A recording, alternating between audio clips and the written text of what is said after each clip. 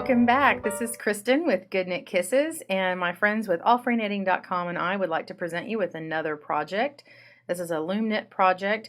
We are making a bag. It's a very long sort of cylinder type of bag. This is the bottom of it, and I'm making a mesh, and you could probably make it a little more meshier than this with one strand. Right now what I'm using is nylon. This is from Red Heart.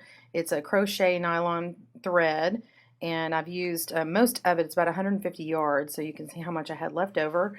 And then I also am using a cotton, and this is what was left of it, and it wasn't a full ball. So basically you just need a ball of cotton and a ball of the nylon, or a little spool of the nylon thread.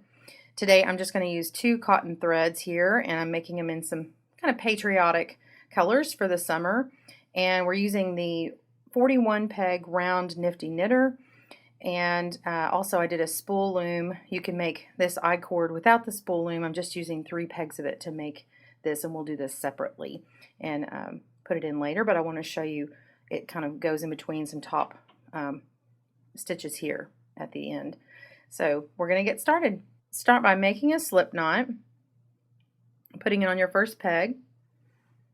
I'd put that tail on the inside, and we are going to cast on a flat panel, just doing an E-wrap stitch.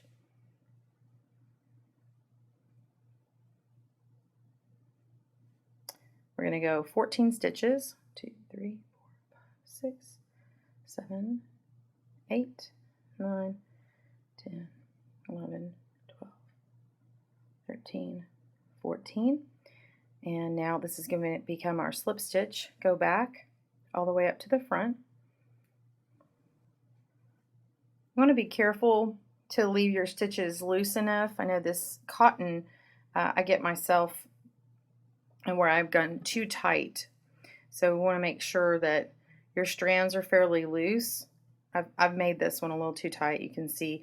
So as we go on, you're going to have to really make yourself be loose. If you're new to loom knitting, the tendency is to be really tight with your wrapping. I don't know what that is, but it seems to be pretty universal. Okay. So now we've done an E-wrap cast on. We are going to come back in this direction and wrap on again in the E-wrap stitch and knit over. And keep watching your screen for directions for the pattern. The pattern will be posted, but watch and I will tell you how many rows to do with each step.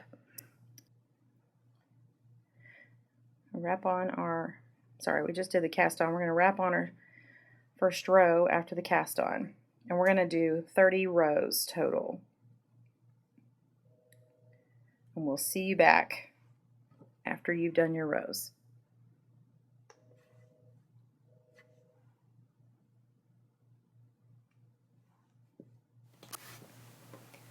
Okay, so you should have just finished your 30th row after the cast on row, and we know we've come back to the 30th because our working strand is over by this starter peg.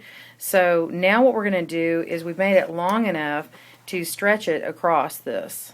So we're going to go all the way across, equally across. You're going to have an uneven number on one side versus the other, and that's okay.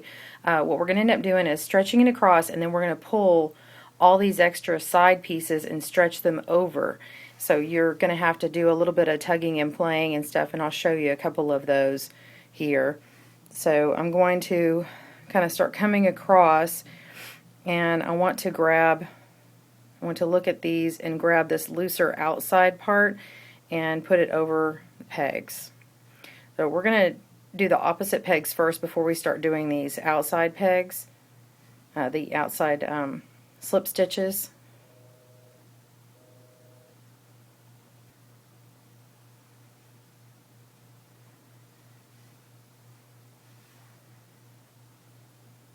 So if you can see, I'm just grabbing 2 because I'm working with 2 strands.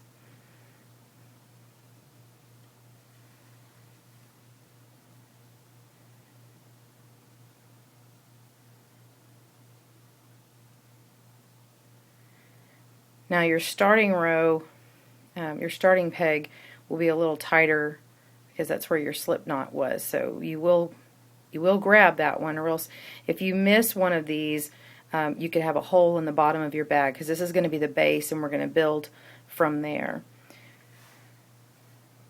I'm going to count my pegs and see if I'm even. If not, I may move these over. 8 pegs, 2, 3, 7. Okay, so we've got an uneven number. We've got 7 over here and 8 over here. And now what I'm going to do is just pick a side, and we're going to start pulling these little side stitches here. If you're not sure on them, you can look at the back of them. You can look at this back area and see what it'll look like. So you want to grab these two here, and now that I've pulled them you can see it, and then it'll go on here, and then you're going to go with the next stitch that's right behind it.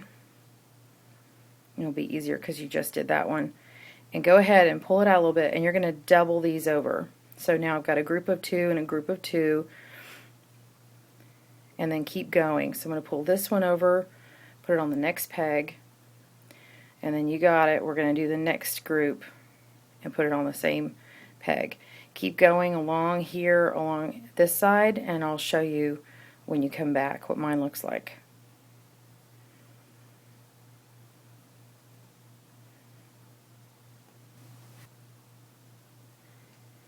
Okay, so sometimes it's easier to stop on one side and then finish over here and kind of work your way back. But if you'll notice, you should have, on the side that had 8 pegs, you should be able to get double stitches on this side. And then now we're going to flip it around and go the other side.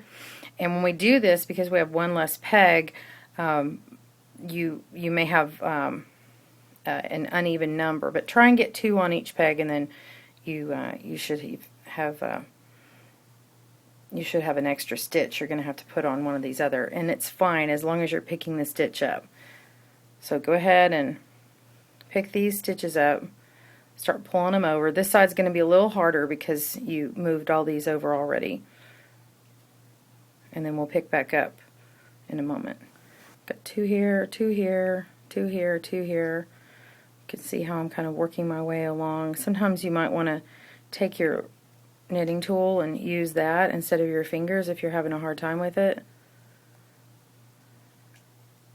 Sometimes, depending if you're working from the left to the right or the right to the left, sometimes it seems like one stitch will be better to be placed underneath, so that's what I'm doing here.